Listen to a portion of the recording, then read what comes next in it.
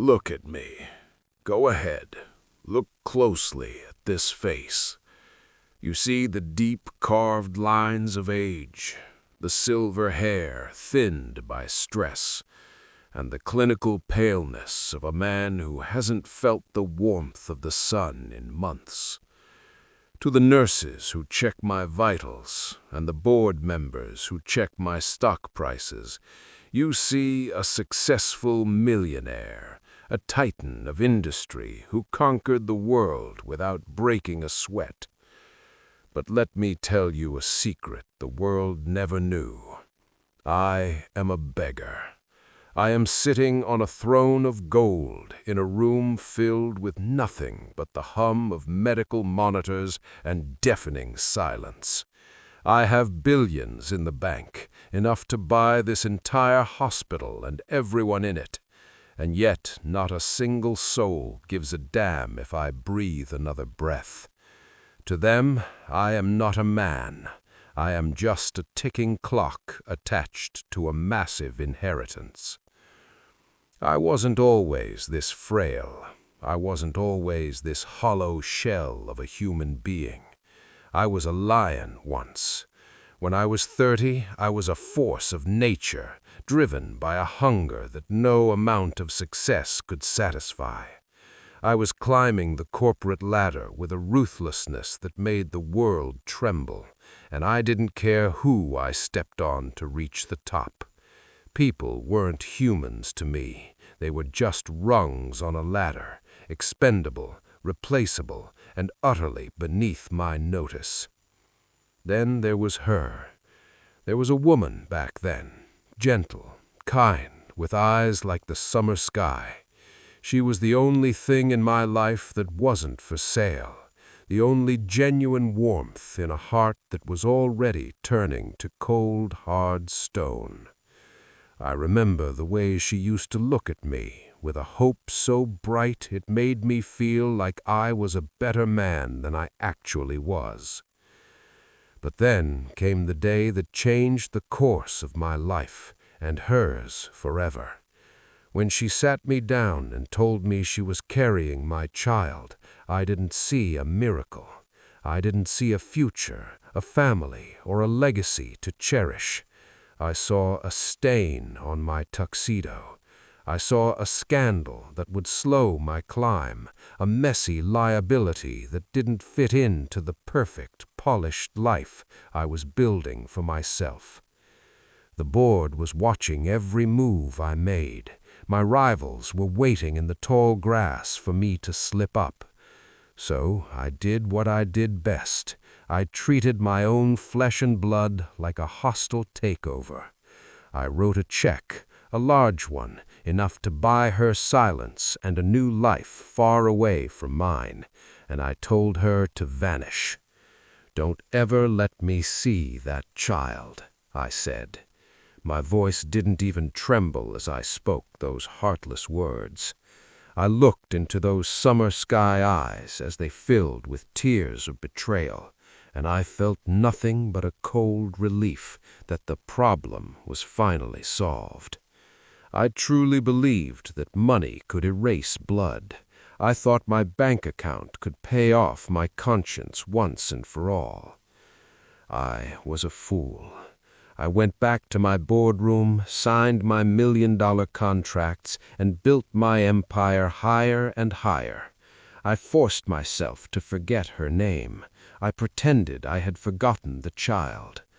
But blood has a long, haunting memory, and 30 years later it would come back to find me in the middle of my golden fortress, and it would tear my world apart. For 30 long, silent years, I lived within a fortress of my own making, a kingdom built on the lie that I had successfully outrun my past.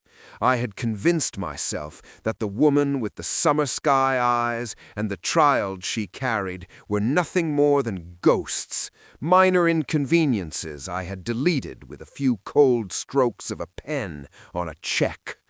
I had a perfect family now, a wife who was a masterpiece of social grace, and a son, Mark, who was the shining crown of my legacy. I was the king of my castle, and I believed my throne was made of unbreakable diamond.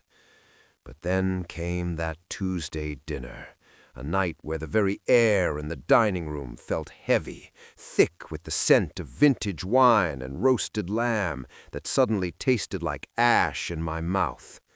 My daughter-in-law, a woman whose heart was always dangerously large for a world as cruel as mine, sat across from me.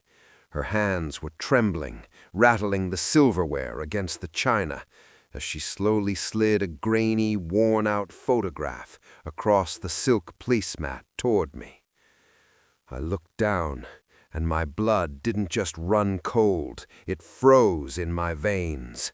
It was a woman standing in the dust outside a rusted trailer in some forgotten, God-forsaken Ohio town. She was limping, her weight leaning heavily, painfully on a wooden crutch. Her body was clearly a map of brokenness, the result of a factory accident she had endured because she never had a father's name or a father's fortune to protect her. But it wasn't the crutch that stopped my heart. It was her face. She had my piercing, unforgiving blue eyes. She had my stubborn, square jawline. She was my mirror, 30 years later, reflecting every bit of the poverty and failure I had spent my entire life sprinting away from. "Her name is Sarah, Arthur," my daughter-in-law whispered, her voice cracking the silence of the room. "She's your daughter. She's struggling to buy basic groceries, and she's days away from losing that trailer. She doesn't want your millions, Arthur. She just wants to look at the man who gave her life and ask him, why?" In that moment, I didn't feel a flicker of fatherly love. I felt a surge of white-hot, blinding rage, not at her suffering, but at the stain she was splashing onto my pristine life. I looked at that photo, at that cripple in a trailer park, and I felt a visceral sense of disgust. I didn't see a human being in need. I saw a threat to my carefully curated reputation, a messy, ugly secret that had dared to crawl out of the grave I dug for it. I picked up my glass of aged scotch, watching the amber liquid swirl, and looked my daughter-in-law dead in the eye with a gaze that had withered grown men in boardrooms. I didn't care that Mark was watching me with a look of dawning horror. I didn't care that the world I loved was watching.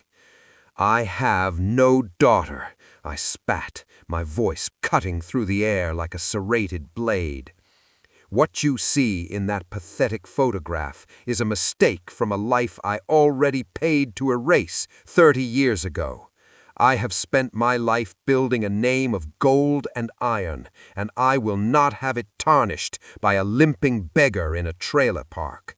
I do not allow trash in my home, and I will not allow it in my family tree." Mark stood up so violently his chair screeched against the marble floor like a dying animal. "Dad, she's my sister. She's your own flesh and blood. How can you be this monstrous?" "She is a ghost," I roared, slamming my fist onto the table so hard the crystal wine glasses shattered. "And if you want to play the saint to a beggar, then you can walk out of this house and join her in the dirt. My legacy has no room for failures, and my mansion has no room for cripples. If you mention her name in this house again, you are dead to me. No inheritance, no contact, no father. Choose now." I truly believed I was being strong. I believed I was protecting the empire I had bled for. I watched them walk out of that dining room in a silence so profound it felt like a funeral. I sat back down, adjusted my silk tie, and finished my meal in my hollow golden fortress. I was a millionaire in a mansion, and I was entirely, perfectly alone. I didn't know it yet, but the universe had just handed me the bill for my soul, and the interest was going to cost me everything. Karma doesn't always arrive with a lightning bolt. Sometimes it arrives with a silent, crushing weight that steals your breath while you sleep. 3 years after that dinner, the universe finally came to collect its debt. I was sitting at my mahogany desk, signing a merger that would have added another zero to my net worth when the world suddenly tilted. A stroke hit me like a physical blow from an invisible giant. I collapsed onto my designer rug, my fingers clawing at the air, unable to make a sound as I watched my gold-leafed ceiling fade into darkness. When I finally woke up, I wasn't a king anymore. I was a prisoner. I was lying in this very VIP suite, surrounded by the best technology money could buy, but my body had betrayed me. In the most twisted irony of all, the stroke had ravaged my left side. My left leg, the one I had used to walk away from my daughter without a second glance, was now a useless heavy piece of driftwood. I, the man who called his own flesh and blood trash because of her limp, was now a cripple myself. I lay here for months, waiting for the people I had bought and paid for to show me a shred of the loyalty I thought I had earned. But I learned a cold lesson. When you build an empire of ice, it melts the moment the sun goes down. My friends from the country club sent expensive flowers and then vanished, already gossiping about who would take over my seat on the board. The lawyers and accountants circled my bed like vultures, their eyes gleaming with the hunger for my estate while I was still drawing breath. I was a billionaire in a mansion of glass, and I was starving for a single hand to hold that didn't have a price tag attached to it. In my desperation, I swallowed my pride and had my lawyer track down Mark. I told him I would rewrite my entire will.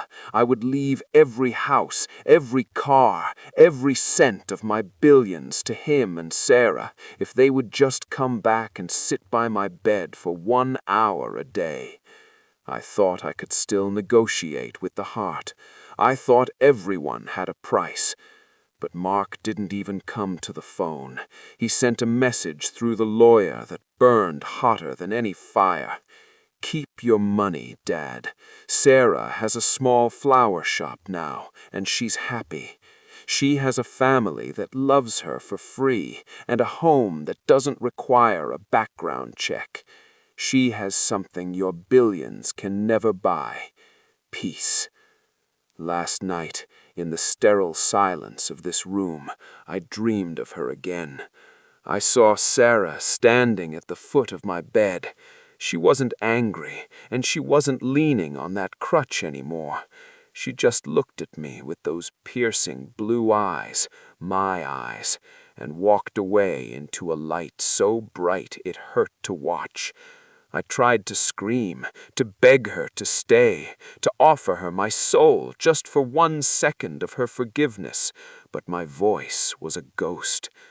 So, as I wait for the lights to go out for the last time, listen to a man who has everything and nothing at all. Legacy isn't the name carved in a building or the balance in a bank account. It's the love you leave behind in the hearts of those you cherished. I am going to die in the most expensive bed in the world, but I am dying a beggar, surrounded by gold and shriveled by a heart that learned to love 30 years too late. Don't build a palace if you have to build it on the broken hearts of your children, because in the end, you'll be left exactly where I am, in a very expensive, very beautiful, and utterly lonely tomb.